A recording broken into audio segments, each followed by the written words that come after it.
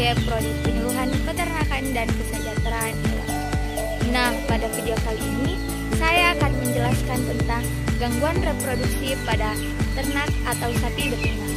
Yuk simak video selanjutnya. Yang pertama yaitu hipofungsi ovarium. Apa sih hipofungsi ovarium itu?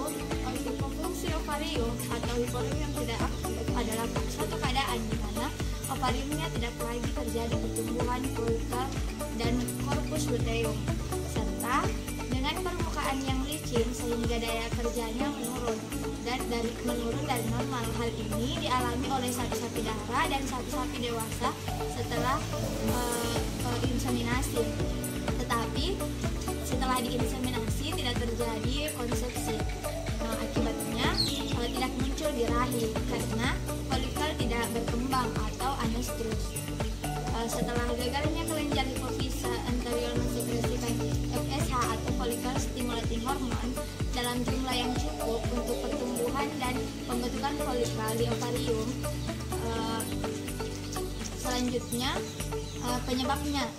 penyebab hipofungsi ovarium yaitu pada periode postpartum disebabkan oleh ketidakseimbangan hormonal sehingga terjadi anestrus atau birahi tenang atau silent bleed dan estrus yang tidak disertai oleh ovulasi.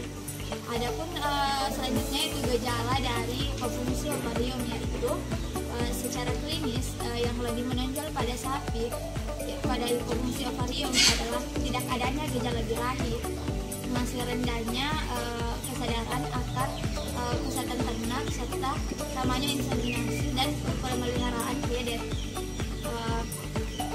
Penanganan dari hipofungsi ovarium ini berupa pemijatan pada ovarium dapat digunakan sebagai alternatif penggunaan preparat umum yang terbilang mahal.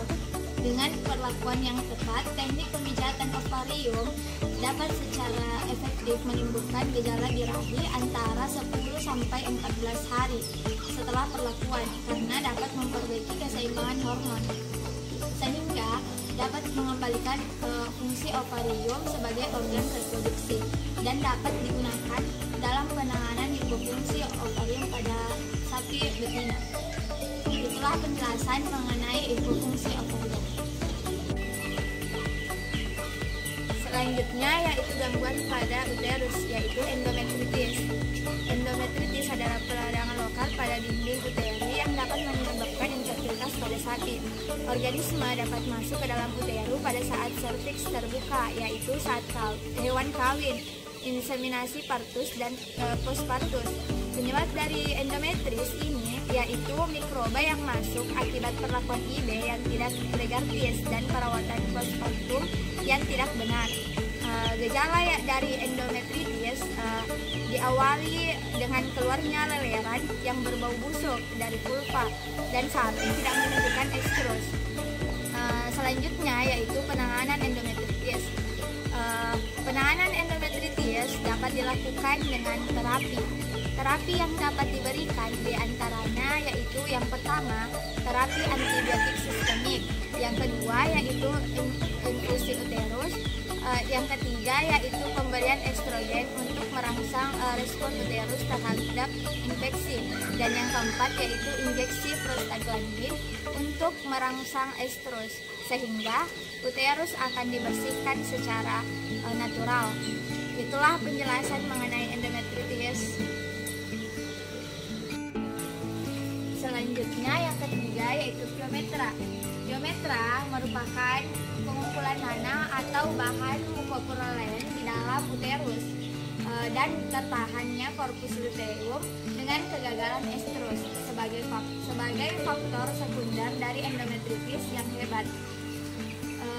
Sapi betina yang menderita pyometra bisa mengalami infertil atau bahkan fertil. Kemudian penyebab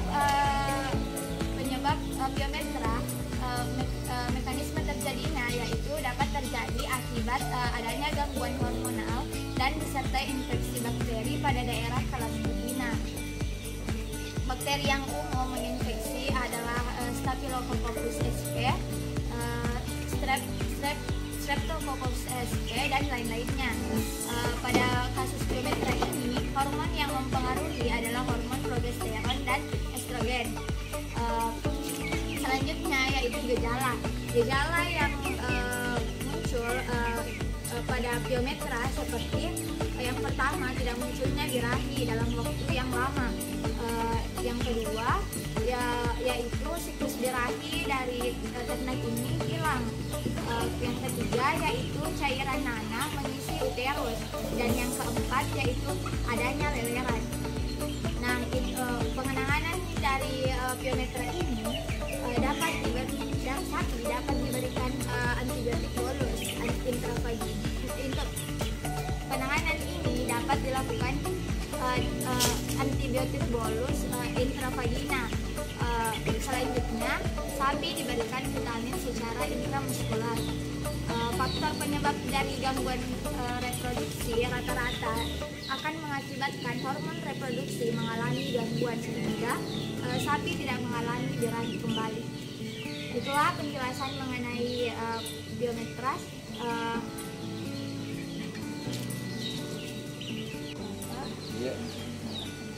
Ya, saya Aris Anggono, peternak sapi potong ya. Mungkin pertanyaan dari saya, Pak, apakah selama Bapak beternak, apakah ada penyakit atau gangguan pada organ reproduksi sapi betina? Oh iya. Pernah dialami Yang saya pernah alami ya. Terima kasih. Jadi selama saya peternak sapi itu, alhamdulillah gangguan reproduksi itu kayaknya tidak ada, karena semua induk sapi saya itu ada istilah di peternakan calving intervalnya, jarak kelahirannya setiap tahun satu. Itu tandanya bahwa indukan sapi itu subur ya. Kemudian kami di sini menggunakan konsep kawin suntik, tidak ada kawin anak. Jadi alhamdulillah ini beberapa induk yang ada di sini sampai ke sana itu anaknya sudah besar, ada yang dijual, dan alhamdulillah sudah cukup. Terima kasih. Nah, itulah tadi penjelasan mengenai gangguan penyakit reproduksi pada ternak betina atau sapi betina, dan juga wawancara dengan peternak mengenai penyakit apa saja yang pernah menjangkit sapi di peternak ini. Sekian dari saya. Assalamualaikum warahmatullahi wabarakatuh.